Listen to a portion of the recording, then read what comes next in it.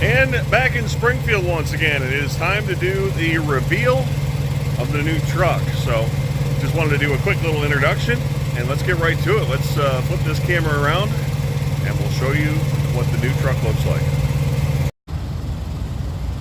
So there it is, brand new 2020 Freightliner lightweight Cascadia. Obviously picked green.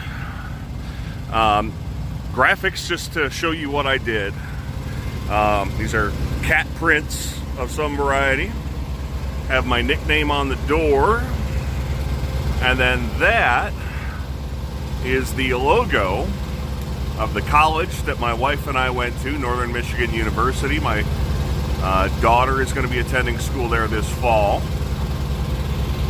There is my LLC logo.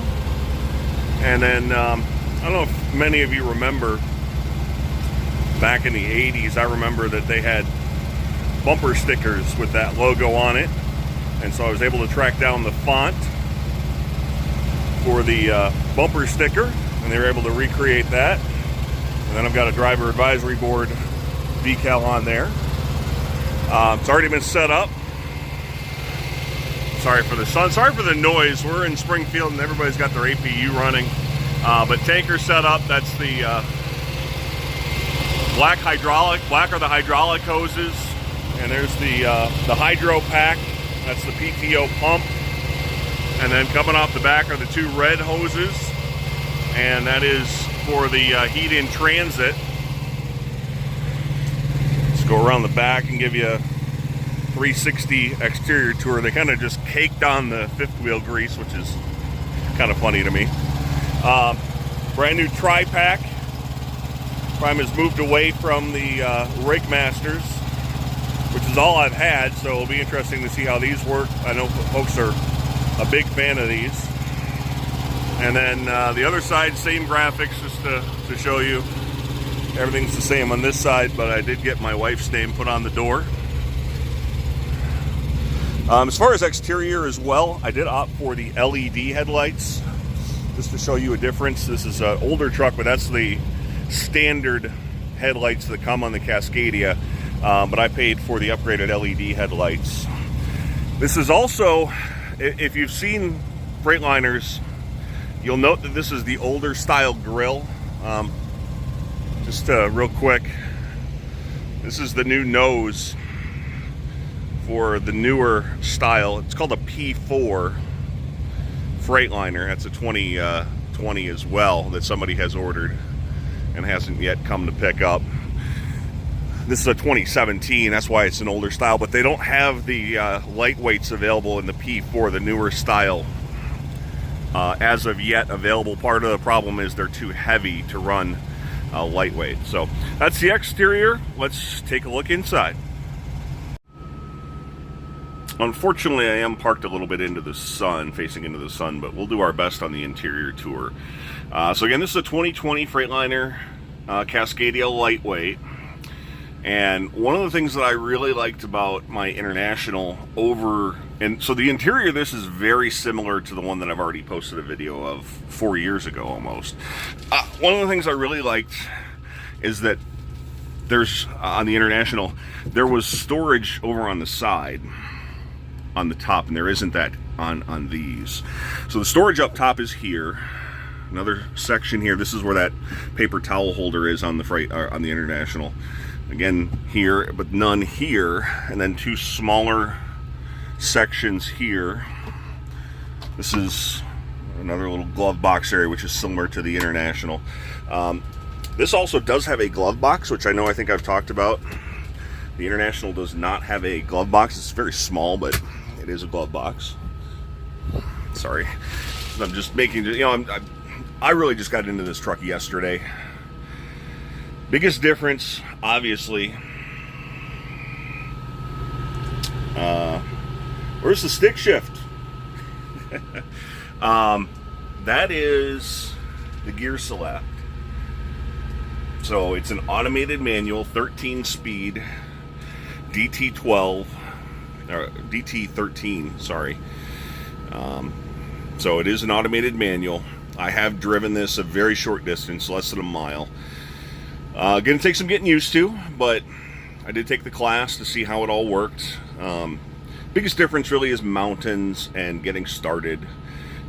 I haven't backed under a trailer yet with it, as you saw with the grease on the fifth wheel.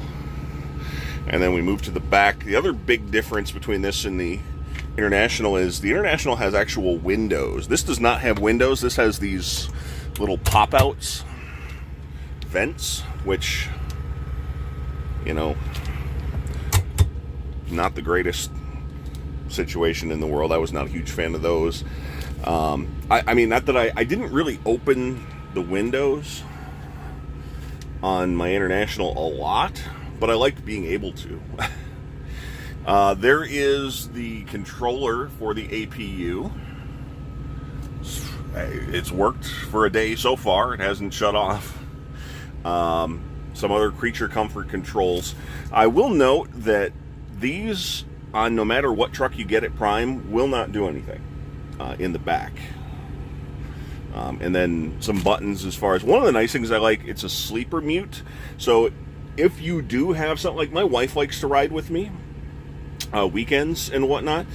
So if I'm driving and listening to the radio, you can mute the speakers in the back.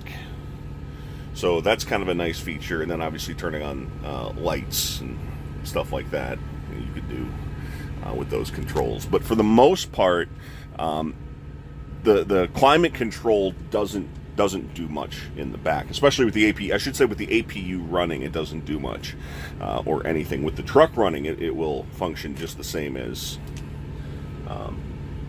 if you were up front. To show you storage in the back, so here's those rear speakers that can be muted.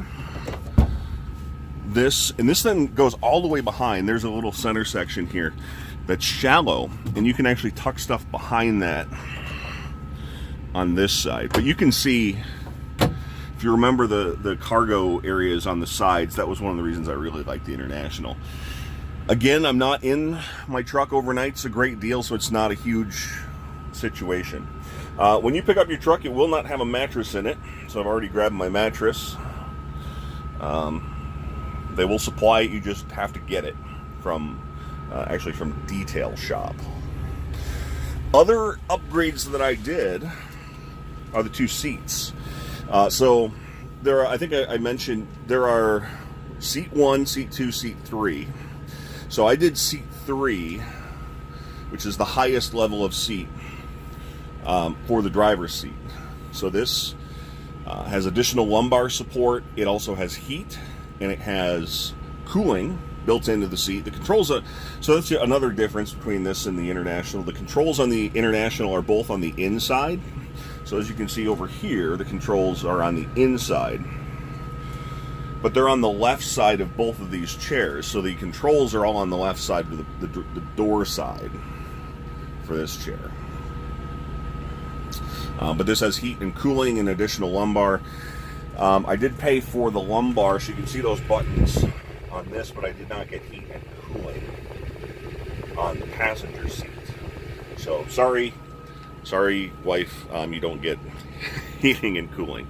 But the next thing I have to do with this truck, and this has already gotten a little long, so we're going to take do a part 2 to this video, and we're going to go through the pre-lease inspection, because I haven't signed the lease for this truck yet. So part 2 to the video coming up. What do you do with the pre-lease inspection? Because that's what I have to do next. So new truck for me at Prime. This is my 2020 Freightliner Cascadia Lightweight. We'll be back with part 2 in a little bit.